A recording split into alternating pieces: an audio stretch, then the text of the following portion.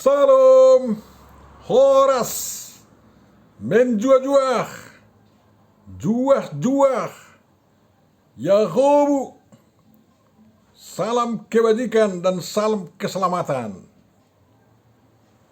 Selamat bertemu Bapak Ibu Saudara dalam channel Langsung Siturus ini yang kita gunakan sekarang untuk memahami berita kematian Yesus pada Jumat Agung dan menjadi evangelium pada perayaan peringatan hari kematian Yesus Kristus. Kiranya pertemuan kita diberkati oleh Tuhan dan penghayatan kita mengenai makna kematian Yesus Kristus semakin mendalam di dalam kehidupan kerohanian kita. Terima kasih bagi yang sudah mensubscribe, dan saya mohon kesediaan saudara-saudara juga untuk mensubscribe bagi yang belum. Tuhan membalaskan kebaikan Bapak Ibu saudaraku yang terkasih dalam hal ini. Untuk memulai perenungan kita Bapak Ibu saudaraku yang terkasih, marilah kita terima penyertaan dari Tuhan kita. Kasih karunia dan damai sejahtera dari Allah Bapa kita dan dari Tuhan Yesus Kristus menyertai kamu. 2 Korintus 1 ayat 2. Amin. Firman yang akan kita renungkan Bapak Ibu saudaraku yang terkasih ditentukan dari Markus 15 ayat 33 sampai ayat 41.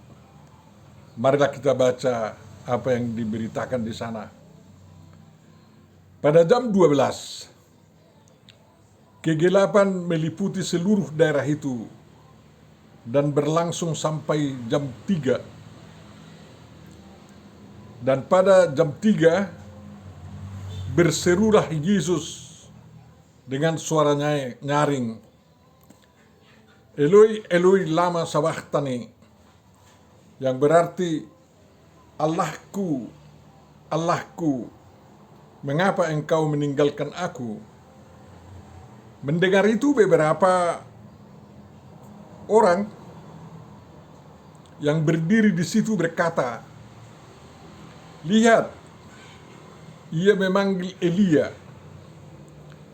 Maka datanglah seorang dengan bunga karang, mencelupkannya ke dalam anggur asam, lalu mencucukkannya pada sebatang buluh dan memberi Yesus minum serta berkata, baiklah, kita tunggu dan melihat apakah Elia datang untuk menurunkan dia. Lalu berserulah Yesus dengan suara nyaring dan menyerahkan nyawanya. Ketika itu, tabir bait suci terbelah dua, dari atas sampai ke bawah. Waktu kepala pasukan yang berdiri berhadapan dengan dia melihat matinya dengan demikian, berkatalah ia, sungguh orang ini adalah anak Allah. Ada juga beberapa perempuan yang melihat dari jauh, di antaranya Maria Magdalena, Maria ibu Yakobus muda, dan Yoses, serta Salome. Mereka semuanya telah mengikut Yesus dan melayaninya waktu ia di Galilea. Dan ada juga di situ banyak perempuan lain yang telah datang ke Yerusalem bersama-sama dengan Yesus. Demikian firman Tuhan. Bapak Ibu saudaraku yang terkasih, tentu saja yang berbahagia adalah orang yang mendengarkan, memelihara, memahami, menghayati, dan melakukan perintah firman Tuhan dalam perbuatan-perbuatan baik yang diinginkan dilakukan oleh orang lain juga. Amin. Tuhan Bapa Surgawi, tolonglah kami dan cerahilah pikiran kami agar kami dapat memahami berita tentang kematian Tuhan kami Yesus Kristus di kayu salib dalam rangka penyucian dan penyelamatan kami. Terpujilah namamu Bapa dalam Yesus Kristus yang mati untuk kami. Amin. Bapak Ibu Saudaraku yang terkasih, tema yang diusulkan kepada kita di almanak kita mengatakan peringatan kematian Tuhan Yesus. Jadi memang kita sekarang mengadakan peringatan kematian Tuhan Yesus Kristus. Apa maknanya, apa artinya, dan bagaimana kita dapat beroleh sesuatu yang indah untuk kita dari kematian Yesus Kristus itu. Kita tahu setelah Yesus Kristus ditangkap, diadili, dan ada pengadilan massal, pengadilan rakyat yang pada akhirnya tidak bisa ditolak oleh Pontius Pilatus. Dan itulah katanya demokrasi Yahudi. Hanya dengan berteriak-teriak, ya, kebenaran dapat dibelokkan. Bapak Ibu Saudara yang terkasih, pelajaran dari perbuatan orang-orang Yahudi inilah yang sering juga diteladani oleh para demonstran sekarang ini. Ya, mereka mengatakan bahwa hanya dengan berteriak-teriak, dan kalau seluruh rakyat berteriak-teriak, maka pemerintah akan turun dan dihukum, katanya. Bapak Ibu Saudara yang terkasih, perilaku sedemikian tentu saja tidak perlu diikuti oleh negara demokrasi yang telah membangun cara-cara untuk menyampaikan kehendak rakyat, dan para wakil rakyat termasuk pemerintah konsisten menjawab apa yang diinginkan oleh rakyat suatu negara atau rakyat Indonesia misalnya. Ada 4 Injil yang sampai kepada kita yang menceritakan tentang kematian Tuhan Yesus Kristus. Berita masing-masing harus saling melengkapi, dan gereja tidak mau membuat satu ke-4 Injil tersebut menjadi sama semua beritanya, enggak. Gereja membiarkan orang-orang percaya membaca 4 Injil itu untuk memahami makna arti daripada kematian Yesus Kristus bagi umat manusia, bagi orang percaya. Dan apa yang dituliskan oleh Markus sebagaimana kita baca hanya sebagian kecil dari berita itu. Namun dalam memahaminya bisa kita pakai juga berita dari Injil-Injil yang lain akan semakin jelas. Waktu itu Yesus sudah dipakukan di kayu salib yang ada di Yerusalem. Bersama dia disalibkan 2 orang penyamun, seorang di sebelah kanannya dan seorang di sebelah kirinya. Markus 15 ayat 27. Orang-orang yang mengolok-olok dia terus melanjutkan olok-olok mereka, ya, hujatan-hujatan mereka, dan tidak ada yang merasa kasihan. Orang-orang yang mengilu-ilukan Yesus masuk di Yerusalem dengan mengatakan Hosana, akhirnya tersingkir dari kerumunan orang banyak itu. Mereka merasa takut juga untuk ikut tertindas oleh massa anti Yesus. Tetapi itu dapat dipahami bahwa Tuhan merencanakan agar hanya Yesus sendiri yang melakukan pekerjaan itu, dan dialah satu-satunya juru selamat, tak usah ikut yang lain. Ya. Dan memang perempuan-perempuan yang di kalangan orang Yahudi ditanggap sebagai orang yang kurang berguna dapat mengikut-ikut Yesus, melihat-lihat dari jauh tentang penderitaan Yesus itu, dan bahkan mereka bisa sampai ke kaki Yesus, di bawah kaki Yesus disalib itu, sehingga Yesus dapat menyapa ibunya, "Ibu, inilah anakmu." Dan kepada murid-muridnya, "Itulah ibumu," katanya. Persaudaraan dalam keluarga Allah dipulihkan juga di bawah kaki salib Yesus. Pada hari ini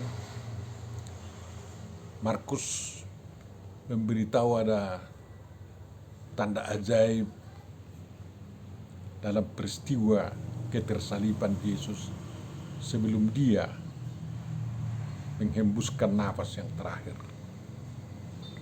yakni selama 3 jam kegelapan menutupi seluruh daerah itu. Tidak dapat kita katakan menutupi seluruh bumi, tapi seluruh daerah itu ditutupi oleh kegelapan.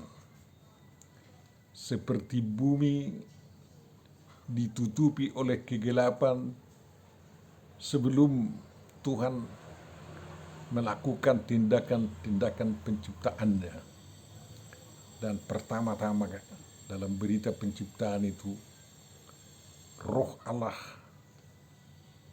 mengerami atau melayang-layang di atas permukaan laut, sehingga di dalam air samudra itu akan dimungkinkan ada makhluk hidup. Roh yang berupa oksigen itu masuk ke dalam air, dan nanti air itu akan digunakan sebagai tempat hewan-hewan air yang diciptakan Tuhan. Kegelapan 3 jam di Bukit Golgota sekitarnya, yang pasti juga terasa sampai di kota Yerusalem. Bukanlah hanya sekedar gerhana matahari, karena gerhana matahari biasanya tidak pernah sampai selama 3 jam. Tetapi itulah kegelapan yang mungkin mau menelan seluruh isi bumi, agar dunia dan manusia hidup di dalam kegelapan. Tetapi Bapak Ibu Saudaraku yang terkasih, kegelapan itu tidak dibiarkan oleh Tuhan menguasai manusia, hanya memisahkan mereka dari terang yang ilahi itu. Tetapi dari kegelapan itulah Tuhan berseru, "Eli, Eli, lama sabachthani." Ya, yang walaupun orang Yahudi tahu bahwa itu adalah seruan pemazmur di Mazmur 22 ayat 1. Mereka bahkan hanya mengingat Nabi Elia, yang mereka katakan, "Biarlah Elia datang melepaskan dia," katanya. Seolah-olah Tuhan yang membutuhkan kelepasan menurut pandang manusia. Justru manusia itulah yang membutuhkan kelepasan, keselamatan dari kegelapan yang sedang menimpa mereka. Bapak Ibu Saudara yang terkasih, Yesus hanya menyerukan apa yang sudah tertulis di dalam Mazmur 22 ayat 1. Mengapa harus itu yang dikutip? Sebenarnya bukan mengenai dirinya saja yang diserukan oleh Tuhan Yesus dari salib itu, tetapi mengenai seluruh bangsa-bangsa yang ditutupi oleh kegelapan itu, termasuk para orang-orang yang menyalibkannya, orang-orang lain, bangsa-bangsa lain yang masih ditutupi oleh kegelapan itu. Tuhan Yesus mengingatkan Bapaknya agar jangan dibiarkan manusia seluruhnya berada dalam kegelapan. Karena manusia yang ditinggalkan oleh Tuhan akan berada dalam kegelapan selama-lamanya. Oleh karena itu Tuhan Yesus tidak menginginkan umat manusia itu, manusia berdosa dan manusia yang tidak berdosa, dilingkupi dan ditutupi oleh kegelapan yang berkepanjangan. Karena 3 jam saja pun kegelapan menutupi bumi, dunia sudah mulai berantakan. Lalu dia mengingatkan kepada Bapaknya agar umat manusia yang diwakilinya sebagai orang yang memikul dosa seluruh umat manusia tidak ditinggalkan oleh Bapaknya yang Maha Pengasih itu. Itulah yang dapat kita perhatikan dari seruan Yesus yang mengatakan Eloi Eloi lama sabachthani, Allahku Allahku jangan tinggalkan aku. Jangan tinggalkan umat manusia, bebaskan mereka dari kegelapan itu. Tidak lama sesudah itu memang ada usaha untuk memberi kekuatan baru atau untuk menghilangkan perasaan Tuhan Yesus dari penderitaan yang sangat luar biasa itu dengan memberikan air asam kepadanya. Tetapi Yesus menolaknya. Dia harus menahan penderitaan itu hingga sedalam-dalamnya sampai ke titik terdalam dan lalu membebaskan orang manusia dari titik terdalam penderitaan tersebut. Dan sesudah itulah, setelah tiba detik-detik penebusan puncak penderitaan itu, Yesus mengatakan sesuai dengan apa yang ditulis di dalam Injil lain, ya Bapakku, ke dalam tanganmu kuserahkan nyawaku. Lalu dia nyawanya terputus dan meninggal. Kepalanya terkulai ke kanan. Dan waktu itulah kegelapan itu diselesaikan. Waktu itulah batas terpisah antara tempat kudus dan paling kudus terbelah di bait suci. Artinya kegelapan tidak lagi membatasi umat manusia dengan Tuhan. Terang Tuhan bercahaya kembali dan tempat kudusnya dapat dimasuki oleh orang-orang yang meminta sangat dekat kepada Tuhan. Dengan demikian kegelapan oleh karena pembatasan keberadaan Tuhan dengan keberadaan umatnya dihapuskan sama sekali. Sehingga siapapun orang yang mau datang menghadap Tuhan, dia bisa datang langsung kepada altar Tuhan.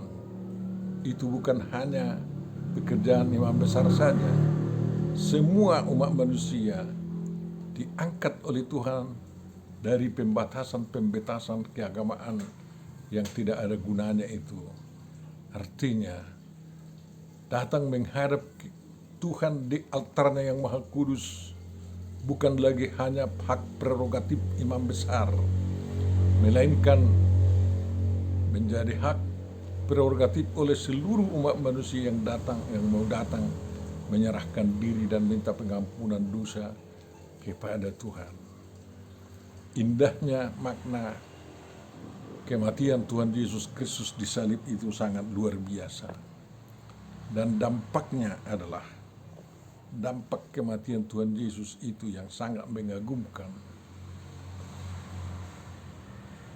Nyata pada orang-orang yang tidak percaya sebelumnya. Kepala tentara Romawi yang memperhatikan dengan seksama semua peristiwa itu bergumam dan mengeluarkan pengakuan yang sama sekali belum pernah terjadi sedemikian dari kalangan orang-orang non-Yahudi yang bukan pengikut Yesus.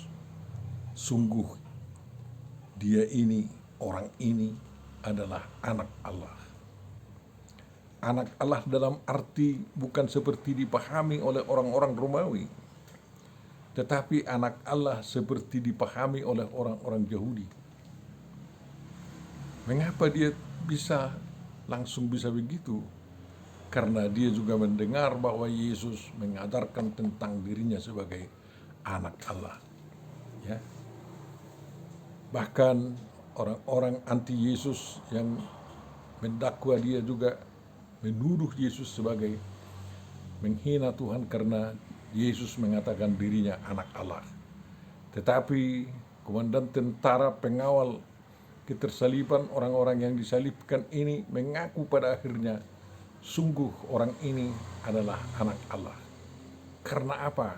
Dia bisa melihat bahwa kegelapan yang menutupi dunia bisa dihapuskan dengan perginya nyawanya kepada Bapaknya.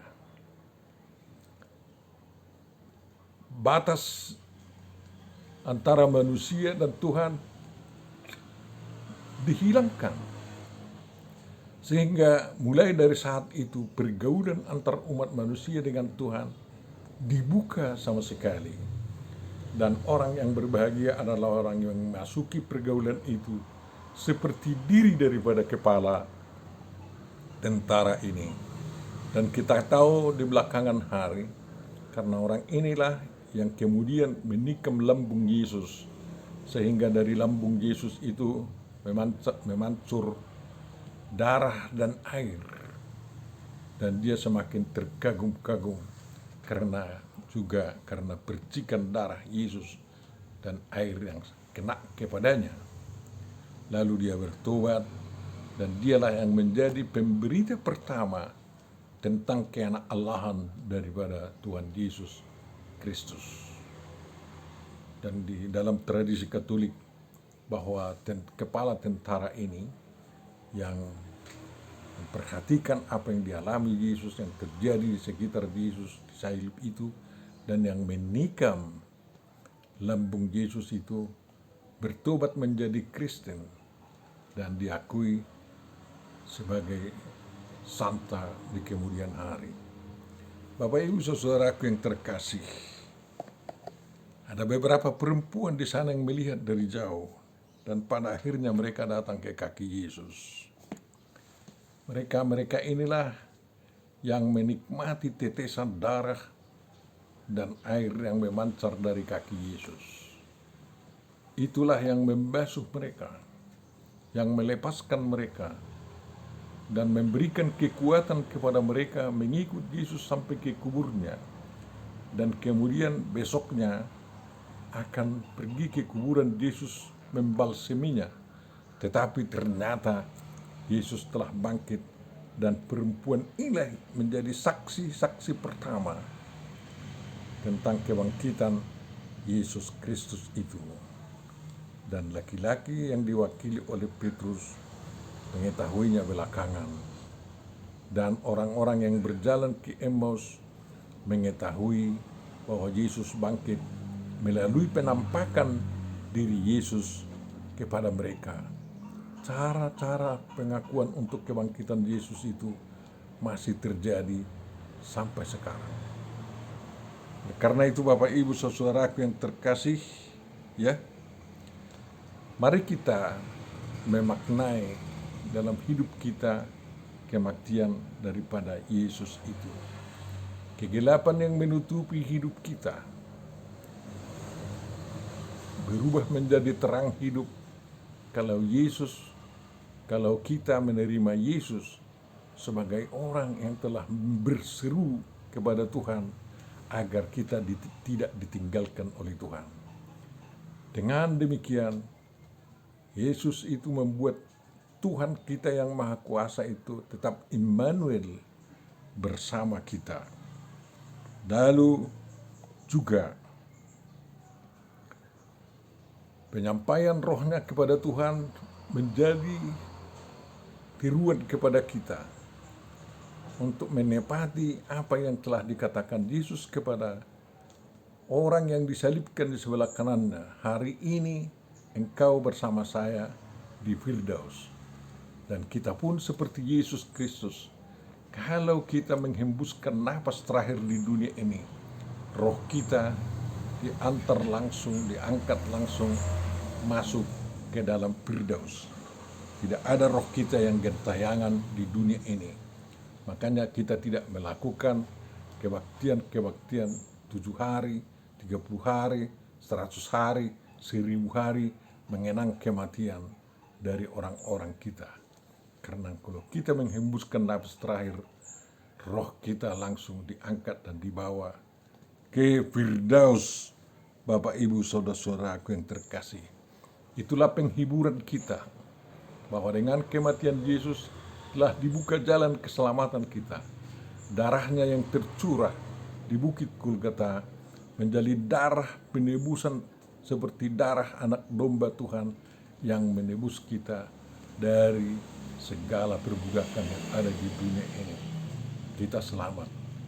Air yang memancar dari darah Yesus adalah air penyucian yang sangat luar biasa. Dan air yang disertai dengan firman Tuhan itulah yang kita gunakan dalam setiap pekerjaan penyucian yang kita lakukan sesuai dengan pesan Tuhan Yesus Kristus. Misalnya waktu pembaptisan, pembasuhan kaki, dan lain-lainnya. Tuhan beserta kita, Bapak Ibu saudaraku yang terkasih. Berbahagialah orang yang dapat menghayati dan mengamalkan makna kematian Yesus Kristus dalam kehidupannya dan terhadap orang lain. Amin. Tuhan Bapa Surgawi, terima kasih atas perlindungan yang sampai kepada kami, dan kiranya kami dapat memahami semakin dalam apa makna kematian-Mu di kayu salib demi keselamatan kami dan kesucian hidup kami. Terimalah doa kami Tuhan dalam Yesus Kristus Tuhan kami. Amin.